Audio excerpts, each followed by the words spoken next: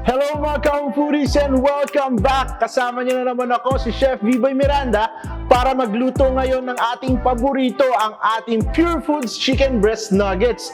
Mga ka-foodies, alam niyo naman, paborito kong sandwiches. Kaya ang nuggets natin, ilalagay natin sa tinapay. Ang tawag natin dito ngayon ay chicken sliders. Pwedeng pang breakfast, pang baon ninyo, or pang merienda. Kaya mga ka-foodies, anong hinihintay nyo? Tara na, magsimula na tayo!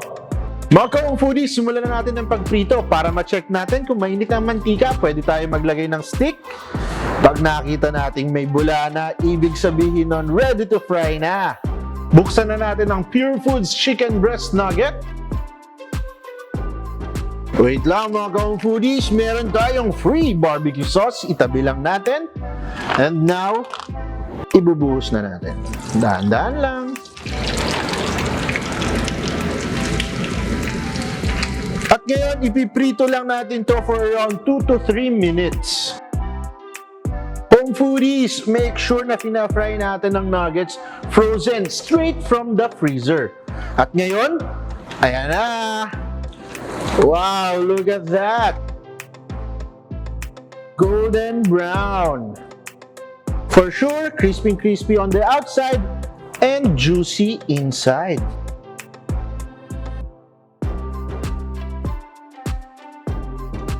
Ngayon mga ka-foodies, ibabad lang natin ang ating free barbecue sauce sa medyo maligamgam na tubig.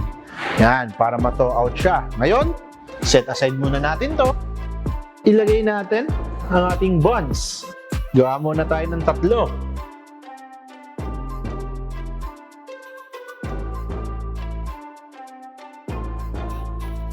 Ilalagay natin ang mayonnaise. Let's spread our MAGNOLIA Real Mayonnaise.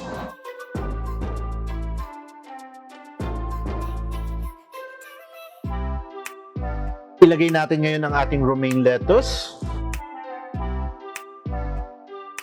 A slice of tomato. Wow! So fresh! So good! Ngayon, pwede na nating ilagay ang ating Purefoods Chicken Breast Nuggets. Sarap po! Pwede na nating i-drizzle. Wow! Look at that! Ngayon, ilalagay naman natin ang ating MAGNOLIA Cheezee. Kompletong-kompleto na, oh! And now, ilagay natin tong tinapay.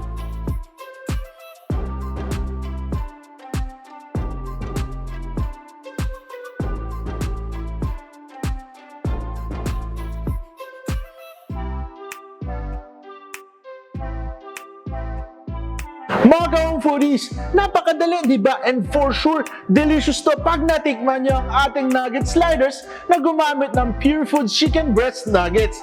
Kaya mga ka-foodies, sa ulitin, wow! For more recipes, visit www.homefoodie.com. You can also like our Facebook, that's HomeFoodie, and follow us on Instagram at HomeFoodiePH. Don't forget to like and subscribe to our YouTube channel and click the bell icon to get notified for new uploads.